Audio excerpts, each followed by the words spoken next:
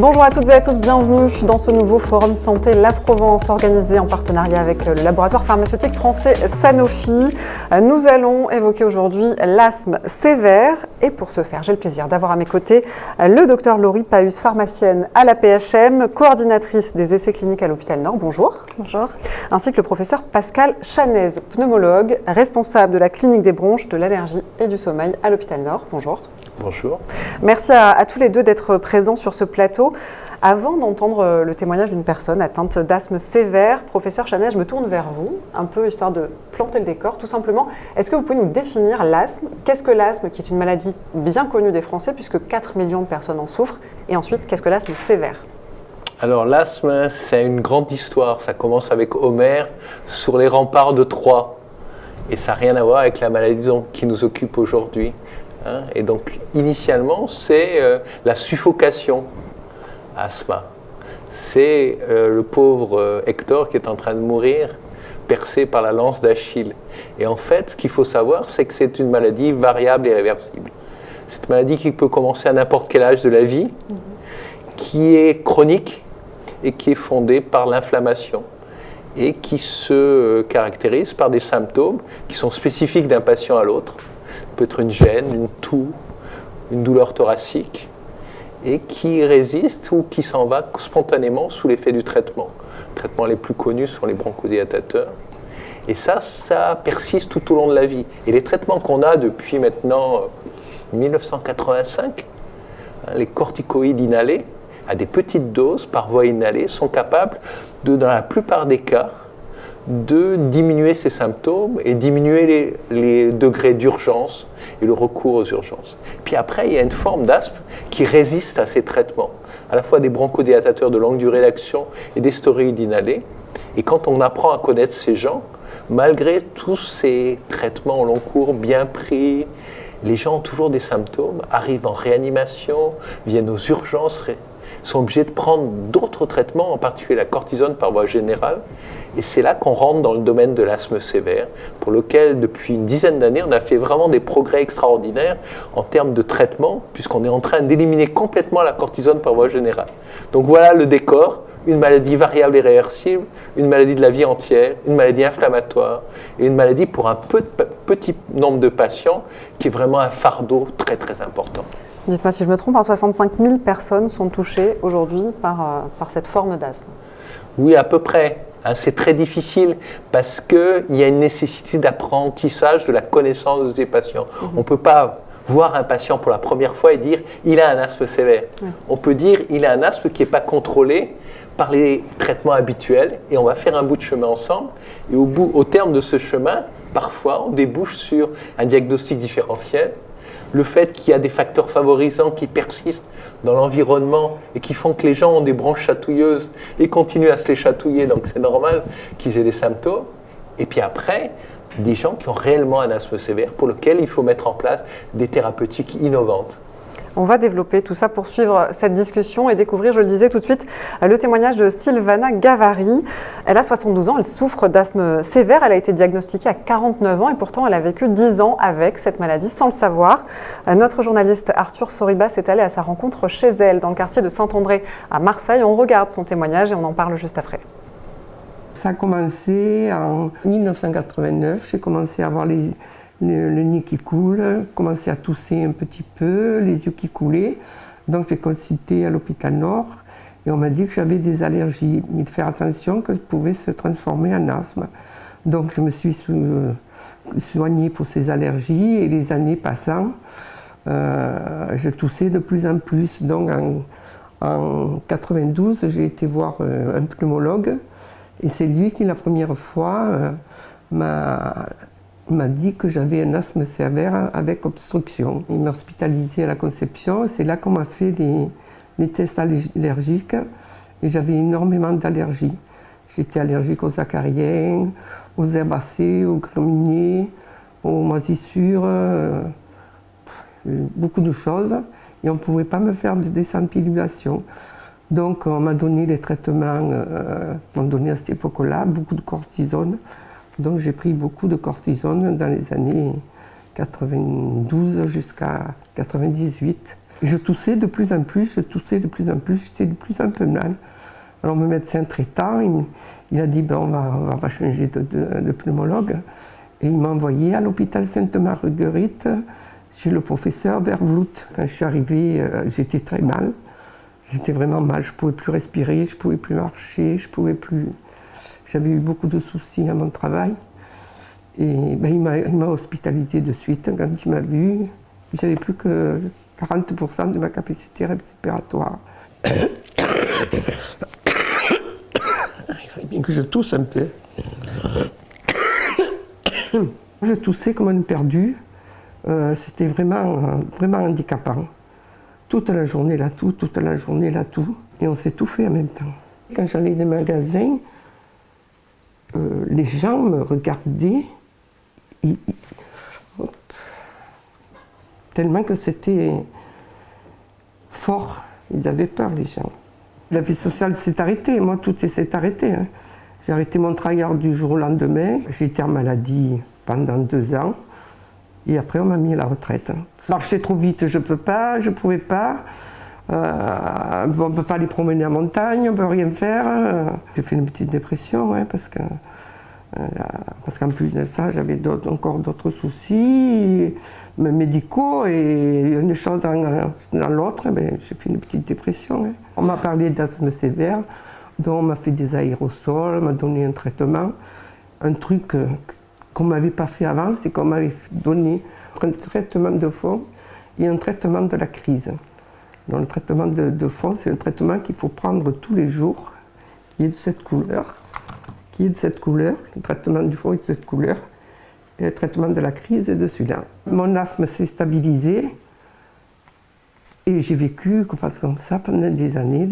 Quoi. Le premier confinement, depuis le mois de février, j'étais confinée. Parce que moi, dès que j'ai entendu parler de maladies infectieuses, on m'a dit fais attention, le masque. Moi, au mois de février, j'avais déjà le masque. J'étais dans les rues, on me traitait de folle. Mais même ma voisine, je ne vais pas la voir, ma copine. C'est mon mari qui allait faire les commissions tout seul, il n'a jamais été faire les commissions. Ça a été... Mon Dieu, je ne le voyais plus revenir. Je vis comme tout le monde. Hein. Je vais marcher, je marche pas des heures. Voilà, je vis comme tout le monde maintenant. Je tousse qu'à des moments maintenant. Je tousse, je me penche en avant, quand je mange, quand je bois. Vous voyez, c'est plus comme avant. C'est déjà l'idéal maintenant. Mais si j'arrivais à vous trouver d'où vient cette petite toux là qui me gêne, ce serait l'idéal. Moi, j'y crois. Moi, j'y crois. Là, j'ai rendez-vous la semaine prochaine avec l'orthophoniste. Moi, j'y crois. Voilà pour le témoignage de Sylvana Gavary qui nous a gentiment, je le disais, ouvert les portes de chez elle pour nous parler de son quotidien. Justement, Pascal Chanet, ce quotidien, parlez-nous-en. On connaît les symptômes de cette maladie, vous les avez évoqués en préambule tout à l'heure, mais comment vivent concrètement les personnes qui souffrent d'asthme sévère ? Le problème majeur des gens qui ont de l'asthme sévère, c'est les symptômes quotidiens. C'est-à-dire qu'ils se réveillent en ayant des symptômes d'asthme, c'est-à-dire qu'ils ont une gêne, ils ont de la toux.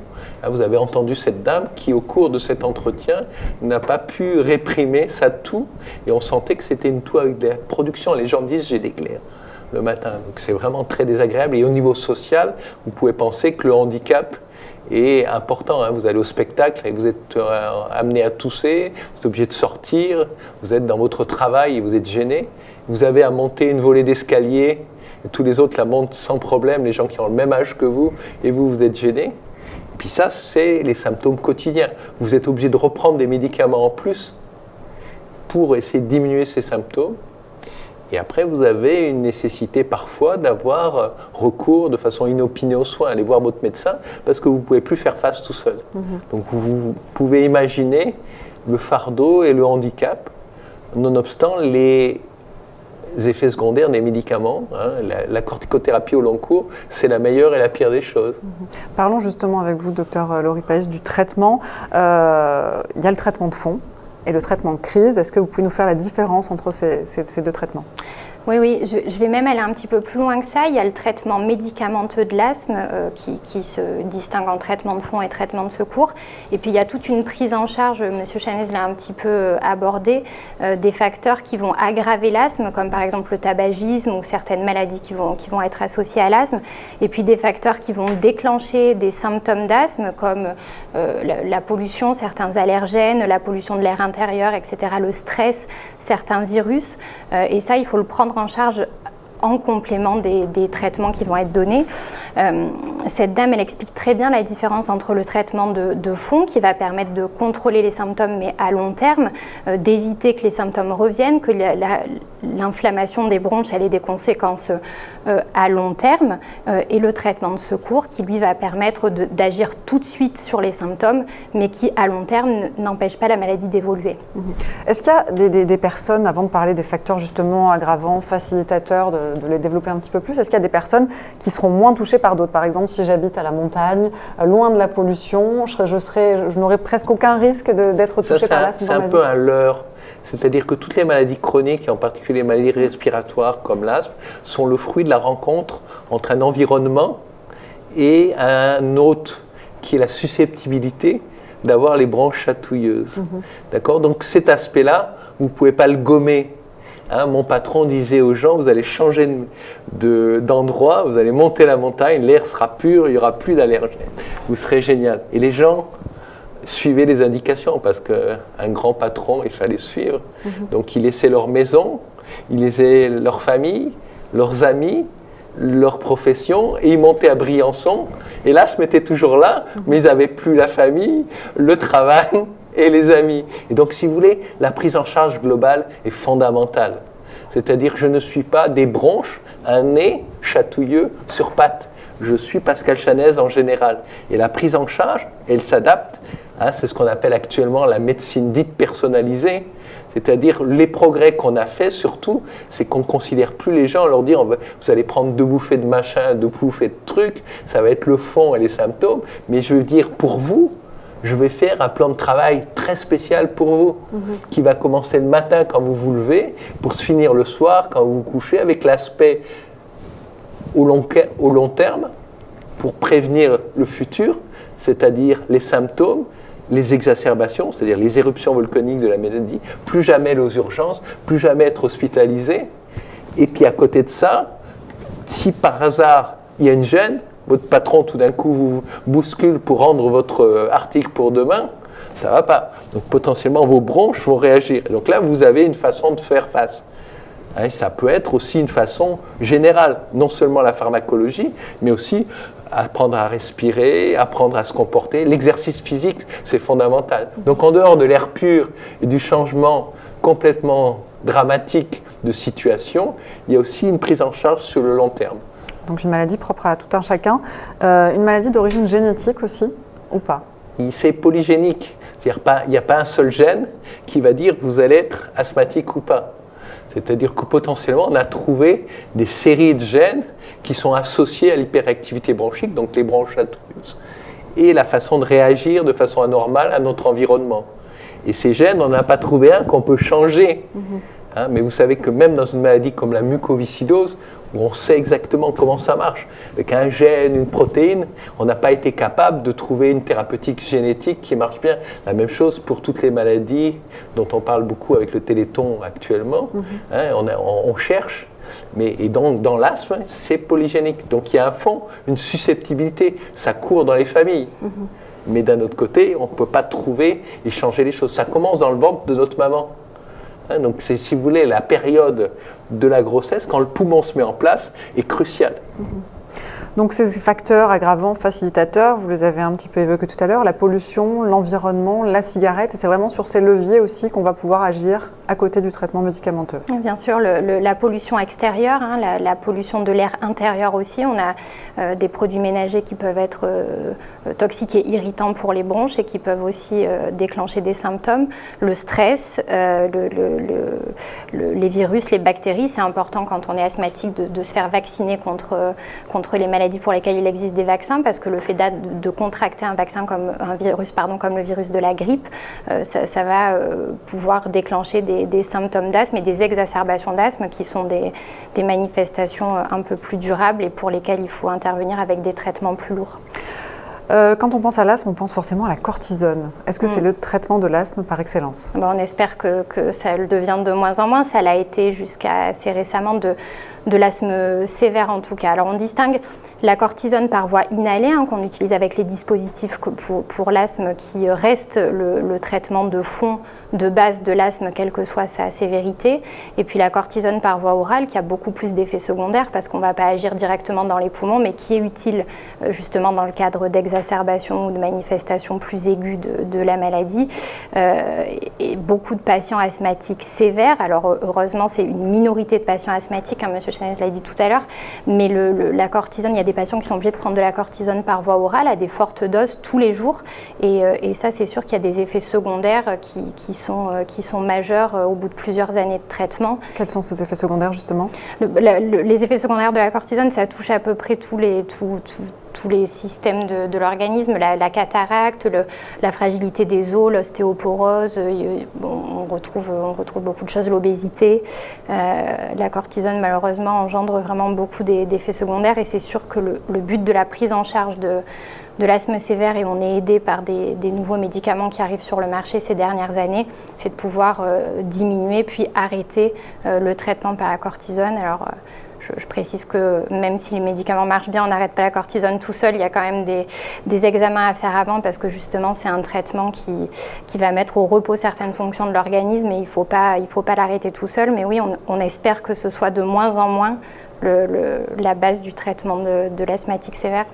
Pascal Chanez le disait, il y a eu beaucoup de progrès qui ont été faits ces 10 dernières années. Les dernières biothérapies aussi sont une véritable avancée du coup. Oui. Tout à fait, alors que la cortisone va jouer sur l'inflammation de façon globale, peu importe le type d'inflammation. Il y a à la fois de la recherche translationnelle dans les laboratoires qui a permis d'identifier différents sous-types d'asthme, on parle de phénotypes, donc différents types d'inflammation, et des médicaments qui ont été développés et qui agissent spécifiquement sur différentes formes d'asthme sévère, et c'est pour ça que c'est important de se faire suivre aussi dans des centres experts pour que les pneumologues experts puissent identifier précisément le type d'asthme pour pouvoir le traiter avec certains traitements maintenant qui permettent d'agir très spécifiquement.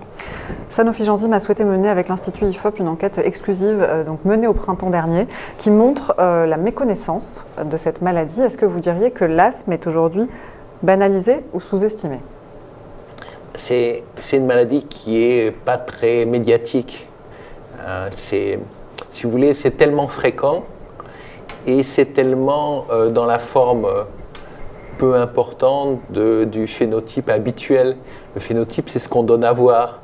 D'accord? Et quand on parle d'asthme, on parle d'un enfant qui a débuté relativement tôt dans la vie, qui est allergique, qui a une rhinite associée et qui prend un peu de médicaments quand il a la virose l'hiver. Et puis en dehors, ça reste tranquille. C'est totalement différent du genre d'asthmatique sévère que l'on voit, qui sont des gens dont je vous ai décrit la vie tout à l'heure et qui ont vraiment un fardeau parce qu'ils ont des symptômes tout le temps. D'accord ? Donc on passe de quelque chose qui est aigu, un peu comme une maladie infectieuse, comme la grippe. Une fois que c'est passé, c'est fini. Alors que nous, ce qu'on veut essayer de faire passer comme message, c'est que comme l'hypertension artérielle, le diabète, c'est une maladie chronique. Et ce qui est difficile à percevoir pour les patients, c'est le fait qu'il y a des grandes périodes où on ne peut plus avoir aucun symptôme. C'est-à-dire qu'on peut avoir de l'asthme quand on est enfant, adolescent, et puis il y a une grande période où on n'a plus de symptômes, on sent être guéri.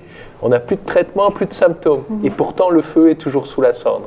Et si vous voulez, c'est ça la grande difficulté, c'est qu'à partir du moment où les symptômes reviennent, on dit pourquoi moi, pourquoi maintenant et tout ça. Et c'est ce que vous disiez tout à l'heure. C'est un peu, on met les choses sur l'environnement.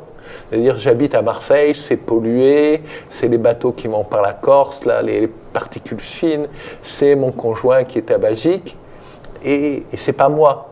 Alors qu'en fait, c'est la rencontre des deux. Il faut être susceptible ils rencontraient. Et donc les gens méconnaissent parce qu'ils sont toujours restés avec René Laennec qui avait décrit ça comme la crise.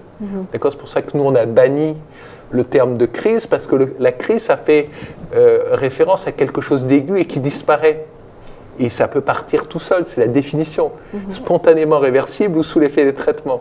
Et quand c'est parti, quand j'ai plus de symptômes, je suis guéri. Et en fait, c'est le risque futur. C'est la même chose quand vous prenez un traitement pour l'hypertension. Vous ne le prenez pas parce que vous avez changé l'hypertension, vous ne le percevez pas. Mais juste parce que vous avez vu que votre grand-père a fait un accident vasculaire cérébral et que c'était la conséquence de cette hypertension. Donc le médecin vous aide à prendre conscience que les symptômes peuvent revenir. Et si ces symptômes reviennent très très rarement, vous avez du mal à prendre un médicament. Personne ne veut être malade au long cours. C'est ça la grande difficulté de la maladie chronique. La difficulté aussi de diagnostiquer cette maladie, qui est réelle, donc, à vous entendre, elle vient aussi du fait qu'on confond souvent cette maladie avec d'autres infections respiratoires? Oui, pour les médecins de famille, par exemple, la pneumologie, ça se passe l'hiver, et ce sont les infections bactériennes et virales hivernales. Et donc, souvent, les mêmes facteurs favorisants induisent l'asthme. Et donc les gens disent j'ai fait la bronchite. Et quand on est un enfant, on dit mon petit il a la bronchite asthmatiforme. Parce que l'asthme ça fait peur. Aux parents, si on vous dit votre petit a de l'asthme, ça fait peur parce que c'est quelque chose qui va tirer toute sa vie et tout ça. Alors qu'en fait c'est un faux problème. Il vaut mieux donner un petit traitement et plus avoir de symptômes et pouvoir faire du sport, pouvoir faire de la musique, pouvoir faire une vie normale, plutôt que dire oh c'est juste un truc, c'est l'infection, on va vous donner des antibiotiques et un peu de cortisone.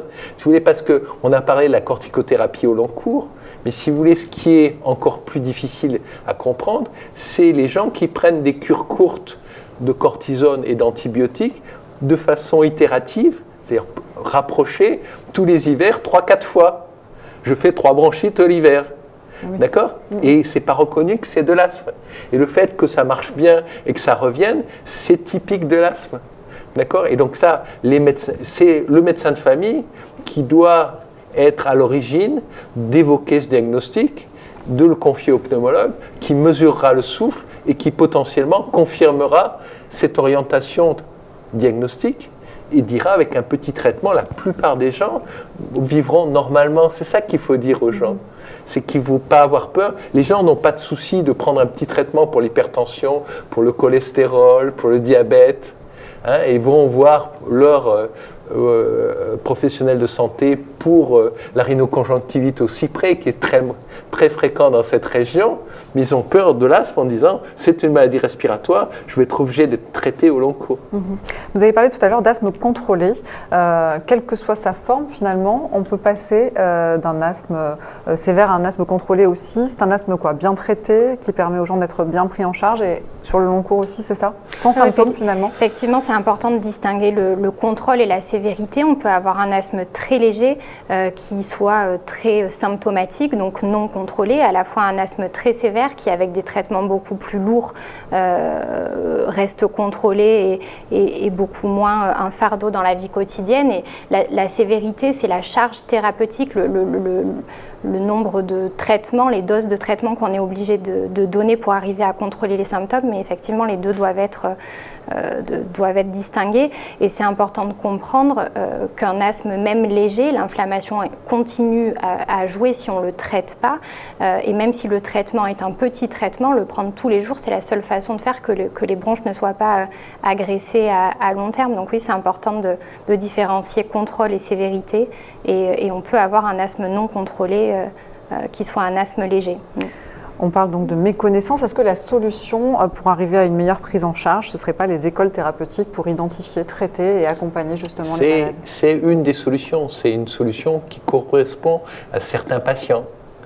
Ce qui est important, c'est que chaque professionnel de santé, que ce soit un infirmier, un pharmacien, une aide-soignante dans un service hospitalier, un médecin de famille, et voire même un patient expert, soit capable d'expliquer de façon simple la chronicité de la maladie, la nécessité de traiter l'inflammation, la nécessité de connaître les facteurs aggravants et favorisants. Et après, si c'est dans le contexte d'une école de l'asthme, pourquoi pas? Et il faut que vraiment offrir un panel de prise en charge qui conviennent à chaque patient. Une fois de plus, vous êtes différent de votre voisin et il faut trouver quelque chose qui vous soit convenable pour vous en fonction de votre activité professionnelle, de vos buts dans la vie. Moi, je demande souvent aux patients, qu'attendez-vous de moi ? Ça les désarçonne toujours parce qu'ils viennent en pensant le professeur va me donner quelque chose.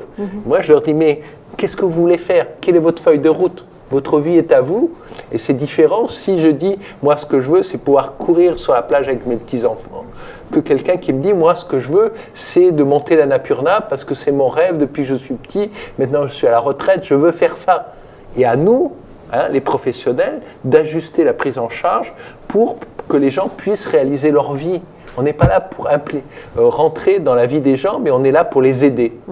Et c'est ça la stratégie. Et si ça passe par une éducation thérapeutique, il faut qu'elle soit là aussi protéiforme et adaptée à chaque patient. C'est évident que le B.A.B.A., c'est l'utilisation d'un dispositif d'inhalation. Et Laurie peut en parler aussi. Et est-ce que... Pardon, je vous laisse. Oui, effectivement, les traitements de l'asthme, comme ils sont pour la plupart pour le traitement de fond administrés par voie inhalée, pour aller directement dans les poumons, ça passe par des dispositifs, des sprays, ou on voit aussi dans le reportage un autre dispositif un peu rond qui se prend, c'est une poudre sèche pour laquelle il faut aspirer. Et tous ces dispositifs-là, ils ont une technique d'inhalation très spécifique. Si on ne les utilise pas correctement, le produit va rester dans la gorge et même si on a l'impression de prendre son traitement très bien tous les jours, il n'arrivera pas dans les poumons et donc au site d'action. Et on est souvent confronté, les pharmaciens, beaucoup dans les pharmacies sont habitués à former les patients sur l'utilisation des dispositifs et très souvent quand les patients prennent ce traitement depuis très longtemps, ils refusent la formation en disant non mais moi j'utilise ça depuis très longtemps, je sais l'utiliser. C'est important de se faire former, de se faire reformer. Il y a des études qui montrent que moins de 10% des patients utilisent correctement, enfin de façon optimale les dispositifs et aussi qu'on oublie en le faisant tous les jours et qu'au bout de plusieurs mois, la technique, on refait des erreurs et c'est très important dans des structures d'éducation thérapeutique, mais aussi auprès du pharmacien, auprès du pneumologue, du médecin traitant, des infirmières, de se former à l'utilisation des dispositifs. C'est aussi important que de prendre le traitement régulièrement, c'est de le prendre correctement. Il ne faut pas hésiter aussi à aller voir les bons spécialistes du coup, si les gens qui nous regardent ont un doute, peut-être s'adresser directement à un pneumologue. La nécessité, c'est d'avoir un discours cohérent parmi les professionnels de santé et que les gens, à partir du moment où vous avez une grande expertise dans cette maladie, c'est totalement différent que si vous voyez quelqu'un. Et donc la question, c'est de se poser, de douter et de dire on n'y arrive pas. Ce patient, il a besoin, et mesurer le souffle, si vous voulez, aller voir un pneumologue, c'est vraiment un prérequis chez tout asthmatique dont le diagnostic est récent. Et après, d'autant plus que les gens, on n'y arrive pas et qu'on va évoquer des thérapeutiques innovantes qui sont souvent chères, on a une nécessité de parler ensemble. Nous, on a des réunions pluridisciplinaires où on se présente nos cas. Et moi, tout expert que je suis, je viens et je demande l'avis de mes collègues. En leur disant, mais qu'en pensez-vous ? C'est difficile. Un peu sur le plan cancer, par exemple, où il y a des réunions pour dire quel est le meilleur traitement à un moment donné et quel est le contrat d'objectif. Et donc là, il faut que chacun d'entre nous soit suffisamment honnête et humble pour dire je vais demander l'avis d'autres. Et nous, on se réunit avec souvent des ORL, des psychologues, des gens qui vont donner une autre vision de la maladie, tout en gardant les gens en relation avec leur médecin de famille.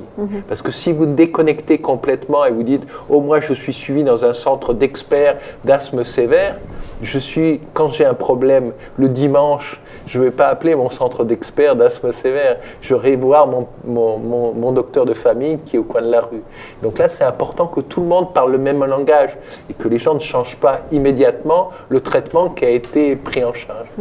Parlez-nous quelle est l'incidence de l'âge sur cette maladie, y en a-t-il déjà, puisqu'on sait que ça touche indifféremment à tous les moments de la vie. On évoquait avant de prendre l'antenne l'asthme du nourrisson. Est-ce qu'on peut arriver justement à une forme sévère aussi dans ces cas-là, chez les enfants, les bébés ou pas ? Le plus souvent, moi je dis sévère un jour, sévère toujours. C'est-à-dire que la forme, le phénotype inflammatoire et eosinophilique, ou T2, c'est du jargon pour dire que c'est lié plutôt à une spécificité d'inflammation. C'est souvent un asthme tardif qui commence par des symptômes rhinosinusiens. Donc la moyenne d'âge de ces gens-là, c'est autour de la cinquantaine. D'accord ? Tout en sachant que si on les interroge, on retrouve des choses quand ils étaient plus jeunes. D'accord ? Donc potentiellement, l'asthme sévère, c'est des gens qui sont comme ça. On a peu de gens qui sont plus petits et on a du mal, surtout dans le sud de la France, à trouver des enfants et des adolescents qui ont vraiment un asthme aussi sévère tel que l'on décrit chez l'adulte. D'accord ? Mais potentiellement, il y a une nécessité là aussi absolue de détricoter les fils de la pelote. C'est-à-dire que plus vous êtes âgé, plus vous avez des comorbidités. C'est-à-dire que vous pouvez avoir le cœur fatigué, vous pouvez avoir du surpoids, vous avez souvent peu d'activité physique. Donc si vous voulez les symptômes, vous les ramenez rapidement et vous dites c'est mon asthme, alors que c'est là aussi plurifactoriel. Donc notre travail aussi, c'est aussi de chercher ce qui est lié à chacun des comorbidités. Et favoriser l'exercice, c'est quelque chose d'extrêmement important. Donc là aussi, c'est important de dire aux gens, même si vous êtes essoufflé après une volée d'escalier, si vous montez votre volée d'escalier tous les jours, petit à petit, en ayant des petits trucs pour essayer de le faire sans que vous soyez à bout de souffle immédiatement, utilisant la pharmacologie, mais aussi des techniques de respiration, vous pouvez arriver. Et ça, c'est la réhabilitation respiratoire. Et c'est aussi efficace dans l'asthme sévère que dans d'autres maladies chroniques des voies aériennes. On va évidemment parler du Covid et de l'asthme. Quasiment un an après l'apparition du virus, on va peut-être faire le point déjà pour commencer. Les personnes asthmatiques sont concrètement des personnes à risque. C'est peut-être pas si facile à dire que ça. Les données de la première vague, en tout cas, et M. Chanes pourra le confirmer, mais sur les cohortes, les groupes de patients qui ont été analysés dans le monde sur la première vague, il y avait des patients asthmatiques, mais pas plus de patients asthmatiques que ce qu'il y a de patients asthmatiques dans la population générale. Donc les patients asthmatiques, toute sévérité, ne seraient peut-être pas des patients à risque de Covid. Les patients asthmatiques sévères sont reconnus, en tout cas par les derniers décrets, comme des personnes à risque. Je ne sais pas ce que vous en pensez exactement, mais... Moi, je pense que, si vous voulez, on avait très peur et on a été heureusement surpris. Nos patients ont bien pris leur traitement, se sont super bien confinés, ont eu très peur aussi. Et dans la première vague, on a eu très très peu de soucis avec nos asthmatiques sévères. D'accord ? Donc peut-être le fait de prendre des traitements anti-inflammatoires au long cours, là aussi, a diminué l'impact de la virose et des exacerbations liées au Covid dont on soupçonnait potentiellement un virus respiratoire et tout ça. Et même dans la deuxième vague, on en a eu très très peu de gens qui avaient des exacerbations d'asthme liées au Covid. Donc là, on était plutôt contents. Et l'autre problème, c'était de dire, est-ce que vous êtes à risque parce que vous avez beaucoup de traitements au long cours, que vous êtes fragile, et vous avez beaucoup de comorbidités? La réponse est clairement oui. Mais le fait d'avoir été bien confiné a fait que ces gens-là, et même au niveau physiopathologique, c'est-à-dire le virus atteint les voies aériennes et normalement devrait déclencher des symptômes d'asthme. Et en fait, on a l'impression que c'est plutôt un virus qui aime l'alvéole et les vaisseaux que les voies aériennes proximales. Et donc là, pour l'instant, on peut croiser les doigts pour la deuxième vague qui est en train de se terminer. Là aussi, nos asthmatiques n'ont pas souffert de façon exagérée. Et quand ils ont fait une infection à Covid, ils ont fait la même forme, soit grave, très peu. On a eu un patient qui a été intubé, ventilé en réanimation. Et ils ont fait des formes plutôt virales, grippales, comme la plupart des gens. Et donc c'est plutôt une bonne nouvelle. Et notre impression, c'est que les médicaments qui sont utilisés dans le traitement de l'asthme au long cours, les ont préservés en quelque sorte. Donc c'est une bonne nouvelle parce qu'initialement on avait très peur. Ce traitement, justement, on a dit que la cortisone était contre-indiquée quand une personne était atteinte du Covid. Quelqu'un qui est traité par cortisone quand il est asthmatique, comment ça se passe? C'est toujours contre-indiqué ou pas? La cortisone n'a pas été contre-indiquée pendant le Covid. Il a été question des anti-inflammatoires. Et c'est l'occasion de faire la distinction entre des anti-inflammatoires stéroïdiens, comme la cortisone, et des anti-inflammatoires non stéroïdiens, qui eux, pour le coup, comme l'ibuprofène et ce genre de molécules qui ont été plutôt contre-indiquées dans le Covid. La cortisone, au contraire, est utilisée dans le traitement des formes respiratoires qui nécessitent de l'oxygène. Et on utilise de la cortisone pour traiter le Covid, entre autres. Donc non, c'est pas... Il faut faire passer le message aux patients asthmatiques de surtout très bien continuer leur traitement anti-inflammatoire par corticoïdes, par voie inhalée, mais aussi par voie orale quand c'est le traitement qui leur est prescrit, parce qu'on a plutôt tendance à penser, avec les éléments qu'on a, que ce traitement-là protège du Covid. En tout cas, le fait que l'asthme soit contrôlé par ces traitements-là protégerait plutôt des formes sévères de Covid. Donc non, pas de contre-indication à la cortisone dans la situation actuelle. Les messages qui ont été très clairs, c'est qu'il faut bien prendre son traitement encore mieux que d'habitude. Oui. C'est ça. Mais est-ce qu'il y a eu un impact justement du confinement? Vous parliez de peur tout à l'heure, des conséquences peut-être parfois graves du confinement, des rendez-vous médicaux annulés ou pas forcément? Si, ça c'est dans toutes les maladies chroniques. Oui. Donc là, il y a l'aspect diagnostic, prise en charge, mise en place de nouvelles thérapeutiques. Nous, on avait des patients qui attendaient, et pour la recherche clinique en particulier, dans notre centre, on a tout arrêté. Et après, pour la recherche dans mon laboratoire, on a arrêté les cellules, les cultures de cellules. On a tout fermé dans la première vague. Donc, si vous voulez, là, on a eu un impact important. Et puis les gens, nos patients asthmatiques, ont eu peur de venir, moins dans la seconde vague, mais dans la première vague, peur de venir à l'hôpital en disant potentiellement je vais m'infecter et tout ça. Donc dans ce sens-là, on a eu... Alors nous, on a fait face dans le sens où on a beaucoup parlé au téléphone, on a fait des téléconsultations, on a rassuré les gens. Et là, c'est l'avantage de la recherche clinique. On a du lien fort avec les gens parce qu'on les suit, parce qu'on... La recherche clinique, c'est quelque chose qui n'est pas très connu, mais qui potentiellement, Laurie peut vous en parler, c'est quelque chose qui a un bénéfice inouï pour les patients, parce que ça crée des liens particuliers. Vous parliez d'éducation thérapeutique, c'est une façon d'apprendre à connaître sa maladie qui est fantastique. On meurt encore de l'asthme aujourd'hui? Entre 850 et 1000 personnes. Vous connaissez la petite rousse de 4 mariages et un enterrement? Vous la connaissez? Oui. Elle avait 33 ans, elle a dîné avec ses parents. Et de temps en temps, elle n'allait pas bien, elle prenait de la ventoline, elle mangeait de la cortisone toute seule dans son coin, elle est rentrée dans son hyper grand appartement de Londres, vers South Kent, et elle est morte toute seule d'asthme aigu grave, parce qu'elle n'avait pas été reconnue, pas prise en charge, et qu'elle n'avait pas de prise en charge thérapeutique. 33 ans, c'est insupportable. Donc on meurt encore d'asthme. Mais l'asthme se traite, on vit avec et on vit très bien avec, mais l'asthme, vous l'avez dit tout à l'heure, ne se guérit pas. L'asthme ne se guérit pas, on est d'accord.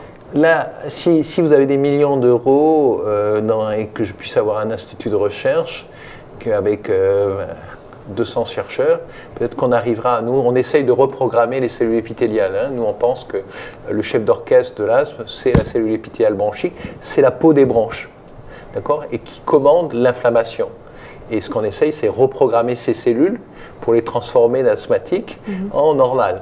Donc ça, c'est notre Graal, notre ambition et tout ça. Et ça, on ne sait pas le faire encore. D'accord ? Tous les traitements dont on parle aujourd'hui sont des traitements qui sont des symptômes, même sur l'inflammation. D'accord ? Donc potentiellement, on est capable de faire disparaître et d'induire des rémissions, et des rémissions souvent sous traitement. Et si on arrête le traitement, donc on est capable de donner de la qualité de vie aux patients qui sont incommensurablement meilleurs que ce que j'ai connu quand j'ai débuté dans la pneumologie. Eh bien, on va terminer avec ces patients, si vous le voulez bien. Les questions de nos lecteurs, ils ont été nombreux à nous en envoyer. On va commencer avec André Darle, qui est asthmatique pratiquement de naissance. Il a aujourd'hui 58 ans. Il a fait 15 années de cure. Il prend aujourd'hui tous les soirs sa dose de Sérétide 500, soyons précis, ou au besoin un bronchodilatateur. Donc du coup, il voudrait lui savoir à 58 ans comment faire reconnaître son handicap de vivre, et vous l'avez utilisé ce mot, avec ce fardeau à vie en termes de reconnaissance comme maladie handicapante. Ça, c'est reconnu, si vous voulez, dans l'œil de son docteur, dans l'œil de sa famille et tout ça. La question, c'est toujours pareil, c'est de savoir jusqu'où on est capable de faire mieux. Donc faire mieux, c'est mesurer la fonction respiratoire, et savoir s'il y a encore des possibilités, comme on dit en français, la place pour s'améliorer. Et ça nécessite un dialogue constant avec son médecin de famille, son pneumologue, mesurer son souffle et se fixer des objectifs. Ça, c'est des objectifs qui sont spécifiques d'André et il faut définir ces objectifs avec ses professionnels de santé. Et son handicap, de toute façon, il est reconnu. Le fait de prendre des médicaments tous les jours, c'est absolument anormal. D'accord ? Il faut le faire. Mais à partir de là, il faut trouver la stratégie et trouver la stratégie qui soit adaptée à 2021. On va poursuivre avec Léna d'Aix-en-Provence, une jeune adulte, puisqu'elle a 23 ans, elle vient d'être diagnostiquée asthmatique, elle doit prendre l'avion au printemps, si évidemment la crise sanitaire l'autorise à voyager, et elle est stressée. Est-ce qu'elle court le risque d'avoir une crise pendant le vol, et que doit-elle faire dans ce cas-là ? Pas plus que dans la vraie vie. Il faut absolument vivre normalement, prendre l'avion si on a besoin de prendre l'avion et prendre ses traitements avant le vol et avoir son traitement de secours pendant le vol comme dans la vie de tous les jours, mais pas de contre-indication particulière. Non. On est rassurant alors. Sophie de Marseille qui nous dit que son fils est asthmatique, il aime les sports aquatiques et notamment la natation. Vous parliez justement d'activités sportives tout à l'heure. Est-il possible de l'inscrire dans un club ? Je pense que la réponse, on l'a. La réponse est oui. Au contraire, si vous voulez, quand j'étais en 6e, les asthmatiques étaient dispensés d'éducation physique et sportive. Au contraire, actuellement, ils devraient avoir double dose. C'est-à-dire, plus vous vous exercez, plus vous appréciez comment vous respirez. Et plus vous voyez apparaître les symptômes ou pas. Donc c'est extrêmement intéressant de travailler. Et la natation, c'est un sport qui est extrêmement important, et là il peut prendre ses traitements avant ou après s'il a des symptômes déclenchés par l'exercice, ce qui est très fréquent chez les enfants. Bernard de Marseille qui nous demande ce qu'est l'asthme d'effort. L'asthme d'effort, c'est l'asthme qui apparaît au décours d'un exercice. Pour vous le faire simple, vous voyez le tramway qui part, vous courez, vous rentrez dans le tramway, vous vous asseyez, et à ce moment-là vous êtes pris d'une canne de toux ou d'une gêne respiratoire. C'est ça l'asthme d'exercice. C'est-à-dire que ce sont des symptômes d'asthme qui apparaissent au décours de l'effort alors que vous avez déjà l'effort derrière vous. Et tous les traitements de secours dont on a parlé tout à l'heure préviennent l'asthme d'exercice de façon somptueuse. Donc actuellement, on sait. Et d'autre part, quand on fait du sport, on peut, par un entraînement progressif, rentrer doucement dans l'exercice, passer à travers ces symptômes. Valérie d'Aubagne nous demande s'il y a des aliments à éviter quand on a de l'asthme. C'est une question pas forcément facile. Je dirais que non. Je suis en train de réfléchir, est-ce qu'il existe des aliments particulièrement inflammatoires, parce qu'il faut éviter tout ce qui pourrait aggraver l'inflammation. J'aurais tendance à dire non. La réponse est vivre normalement. Si vous avez eu un jour des symptômes d'asthme en ingérant quelque chose, ça peut arriver avec des conservateurs comme les sulfites. Il y a des sulfites dans le vin, et j'ai des patients qui me racontent une histoire qu'ils ont une gêne respiratoire de la toux chaque fois qu'ils boivent un vin, en particulier du vin blanc ou des champagnes, et ils sont gênés. Donc là, les gens s'en aperçoivent et nous le rapportent. À ce moment-là, ils font l'éviction, où ils prennent leur traitement mais il n'y a pas de... Là aussi, il faut dire que c'est une maladie chronique, mais une fois que vous avez pris votre traitement et que vous avez fait les choses, vous vivez normal. Ce n'est pas à nous à dire aux gens comment ils doivent vivre. D'accord. Solange, justement, de Marseille, nous dit qu'on lui a proposé un nouveau traitement, donc la biothérapie, pour soigner son asthme qui s'est aggravé, et elle a peur des effets secondaires. Alors, on a parlé tout à l'heure des effets secondaires de la cortisone, qui sont des effets secondaires assez lourds. Les biothérapies, le profil de tolérance, pour l'organisme en tout cas, une biothérapie, c'est un anticorps. Donc, des anticorps, on en produit, nous, naturellement tous les jours pour se défendre contre certaines infections. Les biothérapies, c'est des anticorps de synthèse qui ont été fabriqués en laboratoire pour cibler quelque chose qui cause l'inflammation de l'asthme. Et du coup, pour l'organisme, c'est quelque chose de moins étranger que des comprimés très chimiques comme peuvent l'être la cortisone. Il n'existe aucun médicament qui n'ait aucun effet secondaire. Donc c'est possible d'avoir des effets secondaires avec les biothérapies. C'est des effets secondaires surtout de maux de tête ou de douleurs musculaires et articulaires avec la plupart des biothérapies. Mais il ne faut pas avoir plus peur des biothérapies, en tout cas, que de la cortisone. On va revenir rapidement juste sur l'activité physique, puisqu'Antoine de La Ciotat nous dit « Je souffre d'asthme, est-ce qu'il y a des sports à éviter ?» Donc les asthmatiques peuvent faire n'importe quel sport, vous le confirmez? Là, c'est pareil, c'est le choix se porte sur ce qui vous fait envie, et après, vous faites l'expérimentation. Oui. C'est évident que quelqu'un qui a un asthme avec une sensibilisation aux fanères d'animaux, au poil de chat, au poil de chien, au poil de cheval, et qui va aller monter à cheval et bouchonner son cheval après dans une atmosphère où il y aura de la paille, de la poussière et beaucoup de choses non spécifiques, s'il ne prend pas son traitement et qu'il a les bronches très chatouilleuses, il risque d'être très gêné. Et donc potentiellement, il faut faire l'expérience et trouver un compromis entre ce qui vous fait envie et ce qui vous déclenche des symptômes, en sachant que la prise en charge thérapeutique, elle est là pour vous permettre de vivre normalement. Emma de Marseille qui nous dit « Je suis asthmatique et enceinte actuellement, j'ai peur de transmettre à mon bébé cette maladie. » Que peut-on lui dire pour la rassurer? L'asthme, ça court dans les familles. Donc comme on l'a dit, il y a de la génétique. Mais le problème majeur, c'est qu'actuellement, on ne sait pas prévenir ce genre de choses. Donc la meilleure façon de faire, c'est de bien prendre son traitement pendant la grossesse, c'est potentiellement ne jamais fumer, et là, après, on n'est pas certain du tout qu'il n'y a pas de transmission, c'est pas, comme je vous l'ai dit, il n'y a pas un seul gène et tout ça. Donc potentiellement, après, on essaye du point de vue environnemental de limiter au maximum les agressions au niveau de l'environnement de cet enfant. Mais a priori, s'il doit être asthmatique, ce n'est pas une catastrophe. D'accord ? C'est une maladie pour laquelle on peut parfaitement avoir une longue et belle vie, avoir une possibilité d'avoir une vie professionnelle, familiale, de loisirs tout à fait correcte. Donc certes, il faut toujours se faire du souci de transmettre des maladies à ses enfants et à ses petits-enfants, mais d'un autre côté, parmi les maladies potentielles, l'asthme, ce n'est pas la plus difficile à prendre en charge, et d'autre part, la certitude de la transmission est loin d'être acquise. Gilles d'Avignon nous dit qu'il souhaite installer une climatisation chez lui. Est-ce que c'est compatible avec son asthme dit sévère, nous demande-t-il?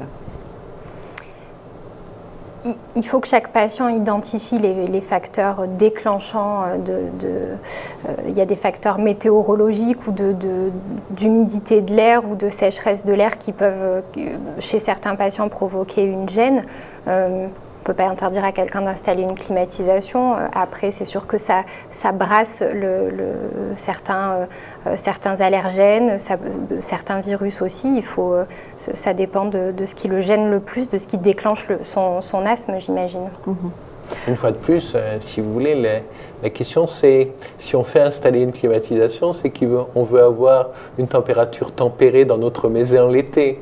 Et a priori, ça, potentiellement, est-ce qu'il a été déjà en contact avec climatisation dans les magasins l'été, chez des amis qui en ont une et tout ça, et quel a été son ressenti en termes de symptômes d'asthme? À partir de cette expérience-là et avec sa stratégie de mettre une climatisation pour améliorer son confort, il regarde les tenants et les aboutissants. Et si avec son traitement, il peut parfaitement supporter la clim chez ses voisins, eh ben, il la supportera chez lui. Agnès, qui est à Aix-en-Provence, nous demande: est-ce qu'on peut reconnaître les signes précoces d'une crise d'asthme et quand faut-il appeler les urgences?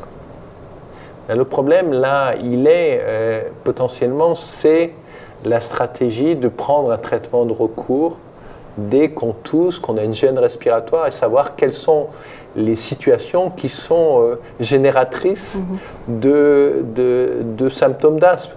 Le stress, c'est l'examen. On a mesuré l'hyperactivité bronchique des étudiants dans la période de vacances par rapport à la période avant les examens, et on s'était aperçu que les bronches sont plus chatouilleuses dans les périodes des examens.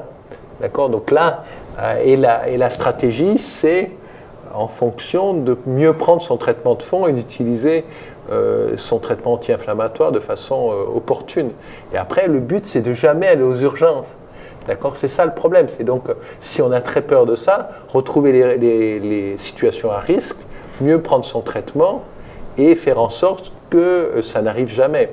Et ça, en discuter avec son médecin de famille, regarder avec le pneumologue et voir s'il y a une escalade du traitement à envisager, voire à considérer qu'il y a une nécessité de refaire des investigations, c'est-à-dire des examens supplémentaires pour voir si on va classer cette personne dans une catégorie d'asthme plus sévère que celle qu'on avait initiée au départ.